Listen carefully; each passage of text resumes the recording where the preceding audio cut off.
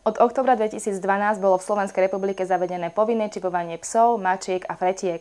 Veterinári hovoria o veľkom prínose v evidencii domácich zvierat.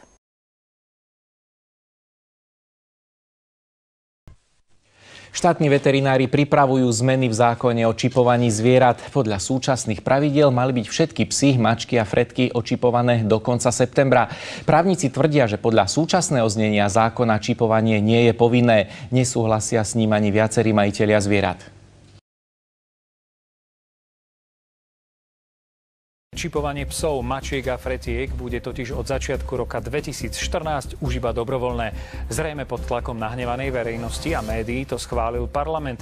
Po novom sa povinné čipovanie bude vzťahovať len na tie zvieratá, ktoré pôjdu za hranice štátu.